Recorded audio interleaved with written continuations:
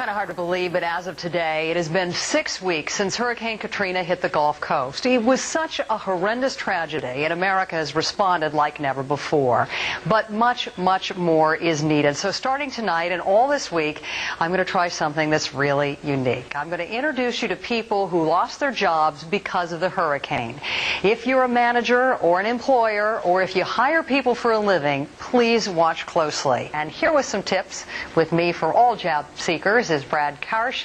He is an expert in career counseling. This should be fun tonight. We're keeping our fingers crossed. Michael, please stand by because I want to bring Brad Karsh now into our conversation. You've heard a little bit of what Michael has had to say tonight, and it's got to be so hard to have such a specific skill and be told, I'm sorry, we just don't have that many restaurants open along the Gulf Coast right now. It's really tough, and interviewing is always difficult. It's even more difficult when you're in a situation where you absolutely need a job. One of the things that I think Michael needs to watch out for, though, and this is for any Katrina victim, anyone who doesn't have a job, is walking that fine line between a motivated job seeker and a desperate job seeker. He's not a desperate job seeker. He's motivated. He's interested in getting a position. He wants to land work. But I think employers can be turned off if someone is absolutely desperate and says, I'll do anything, just get me a job, give me something to do. And yet he really is at that point with his family. Wouldn't an empathetic employer understand? This is a man who's just trying to bring his family into a brand new world here. Absolutely. A world that's been turned upside down. Absolutely. And I think people are so familiar with this story, and the compassion that he should be and will be receiving from people will be a great outpouring of support.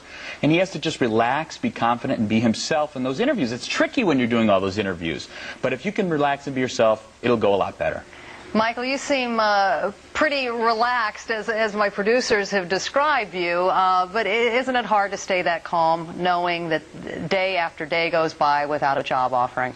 Melissa, please hang on for just a minute because I want to bring Brad Karsh back into our conversation. He happens to be an expert in career counseling and the president of a company called JobBound. You just heard Melissa say because the hard drive was destroyed on her computer, she has to completely start from scratch, even making a resume. Exactly, and that's going to be her first step, and any step for any job seeker when they start is getting that resume in order.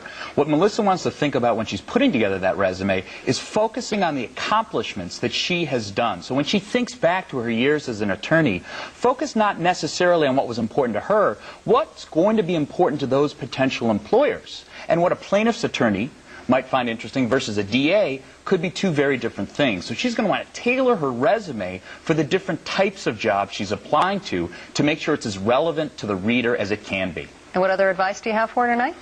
She should be contacting the DA offices both in Alabama, Mississippi, and all around. A lot of states have granted reciprocity as a result of Hurricane Katrina or offer it in general for attorneys. I see you nodding, Melissa. That's something that you're going to do?